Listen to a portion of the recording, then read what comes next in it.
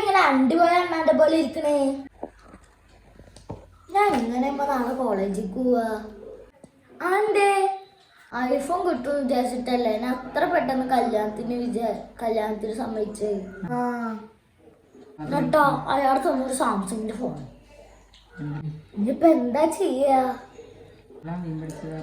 എന്തെല്ലാം വീമ്പടിച്ചതാ. ശരി തന്നെ, ഒരു ഐഫോൺ പോലും തരാൻ പറ്റാത്ത ഓന്റെ കൂടെ എങ്ങനെ ഞാൻ എന്നെ പറഞ്ഞേക്കുക? ഇനിയിപ്പൊ എന്താ ചെയ്യമ്മ? വേണ്ടി ചെക്കനെ നോക്കട്ടെ ഞാൻ അപ്പാനോട് പറയാം. അമ്മ ആ സുബൈത്ത് സഫീത്തൊക്കെ നിങ്ങളോട് ചോദിക്കും ഐഫോൺ കിട്ടുകയെന്ന്. അപ്പൊ നിങ്ങളെന്താ പറയാ? അത് വേണ്ടെന്നു പ്ലീസ്.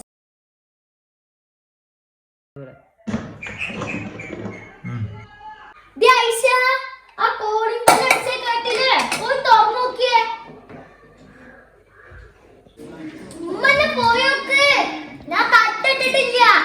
ഒരു തട്ടിട്ട് നടന്നു തട്ടി. എന്നാ പിന്നെ ആരെങ്കിലും വന്ന തട്ടം തപ്പി നടക്കേണ്ട ആവശ്യമില്ലല്ലോ.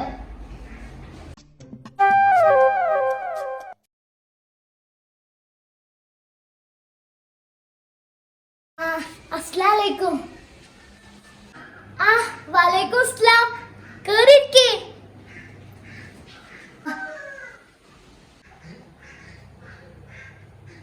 അല്ല എന്താ അത്യാവശ്യം കാര്യം പറയാണ്ട് പറഞ്ഞിട്ട് എന്നാ മുണ്ടാത്ത്? ഐശോ ആരാണ്ടേ പറഞ്ഞത്?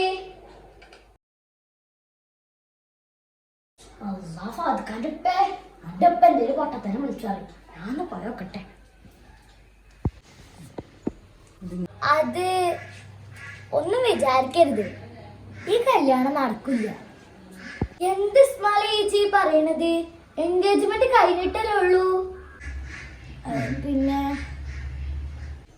ഞാൻ പറയാം, എന്റെ മോള് ഇത്ര ആഗ്രഹിച്ചിരുന്നതേ ഒരു ഐഫോണിന് വേണ്ടിയിട്ടാ. എന്നിട്ട് നിങ്ങളെ മോൻ കൊടുത്തതാ ഒരു ലൊട്ടിലൊടുക്ക് ഫോണും. അല്ല, എന്റെ മോന് ഓൾക്ക് മേടിച്ചു കൊടുത്തുള്ള പുതിയ മോഡൽ ഫോൺ തന്നെയായിരുന്നല്ലോ. ഒരു സാംസങ് ഫോണ്. അതിൽ ഞാൻ വീഡിയോസും ഫോട്ടോസും ഒക്കെ എടുത്തു നോക്കി. ഐഫോണിൽ കിട്ടുന്നിടത്ത് അത്ര ചൊറുക്കേ ഈ സാംസങ്ങിന് ഇല്ല. അപ്പുറത്തെ വീട്ടിലെ സുബൈദാന്റെ മോൾക്കും സഫിയയുടെ മോൾക്കും ഐഫോണാ കിട്ടിയത്. ഞാൻ എന്റെ മോള് എങ്ങനെ നോക്കാം അവരെ മുഖത്തേക്ക്? അത് മാത്രല്ല, ഇവിടുത്തെ കുടുംബക്കാരൻ ചോദിക്കണ്ടേ ഐഫോണും നിങ്ങൾക്ക് കിട്ടിയില്ലേന്ന്. അപ്പൊ അതാണല്ലേ കാര്യം.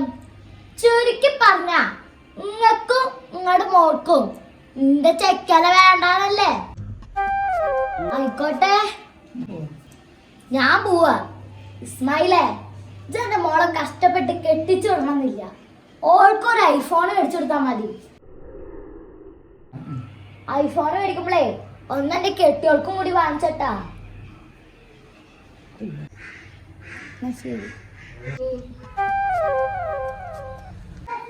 ഓൻ പറഞ്ഞ ശരിയല്ലേ? ഓൾക്കൊരു ഐഫോൺ മേടിച്ചു കൊടുത്താൽ മതിയല്ലോ, കൂട്ടത്തിൽ അയക്കൊന്ന്. പിന്നെ ചെക്കനും വേണ്ട കല്യാണവും വേണ്ട, ഒരു ഐഫോണ്.